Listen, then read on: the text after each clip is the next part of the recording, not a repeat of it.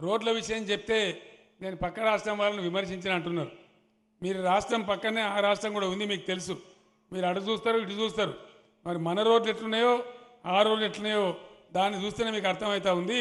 మనం ఎంత బాగా చేసుకుంటున్నాం అనేది మీరు ఆలోచించాలని చెప్పి కూడా నేను మనవి చేస్తూ ఉన్నా.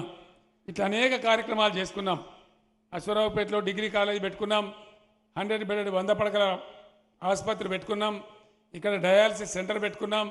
వాళ్ళని కిడ్నీ వ్యాధిగ్రస్తులుంటే వాళ్ళకి దూరం పోవాల్సిన అవసరం లేదు. ఇవన్నీ కూడా చేసుకున్నాం.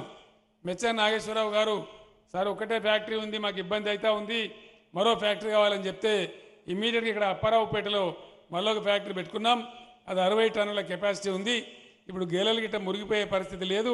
ఆ సదుపాయం కూడా మీకు వచ్చింది. మూడవది కూడా కావాలని మీరు కోరినారు. ఇది ఉద్యాన పంటలు ఎక్కువ ఉండే ప్రాంతం. మీకు ఇక్కడ కరెంటు చాలా ముఖ్యం. గోదావరి పరివాహక ప్రాంతం కాబట్టి మీకు గ్రౌండ్ వాటర్ మీకు బాగానే ఉంటుంది. కానీ కరెంటు చాలా ముఖ్యం. కరెంటు లేకపోతే ప్రమాదం వచ్చే పరిస్థితి ఉంటుంది. తప్పకుండా బీఆర్ఎస్ ప్రభుత్వాన్ని మీరు గెలిపించండి. 24 గంటల కరెంటు ఉచితంగా కొనసాగించే బాధ్యత నాది అని చెప్పి నేను మనవి చేస్తా ఉన్నా. రైతాంగానికి కూడా తప్పకుండా 16,000కు రైతు బంధు కూడా తీసుకొని పోతాం. పేద సాధలకు ఇచ్చే పెన్షన్లు ఏవైతే ఉన్నాయో వాటన్నిటిని కూడా డెఫినెట్గా 5,000 రూపాయలు తీసుకొని పోతే, ఇలా 2,000 ఇస్తా ఉన్నాం, వాటిని 5,000 రూపాయల వరకు తీసుకొని పోతాం. ఒకటే రోజు పెంచుకోకుండా ఇమీడియట్గా 3,000 ఇచ్చుకుంటాం. తర్వాత సంవత్సరానికి 500 పెంచుకుంటూ 5,000 రూపాయలు తీసుకొని పోతాం. ఆ రకంగా చాలా చక్కగా ఈ రాష్ట్రాన్ని ముందుకు తీసుకొని పోయి నిర్ణయాలనే మనం కొంత బాగుపడతా ఉన్నాం. కొంచెం అప్పులు తీరుతూ ఉన్నాయి, కొంత రైతుల ముఖాలలో వర్చస్సు వస్తూ ఉంది. ఇది పొడగొట్టుకోవద్దు అని మీకు మనవి చేస్తూ ఉన్నా. తెలంగాణ తెచ్చిన వానిగా, తెలంగాణ తెచ్చిన నాయకుడిగా, మీ బిడ్డగా మీ అందరినీ మనవి చేసేది, ఈ అభివృద్ధిని ఇట్లే కొనసాగించాలి.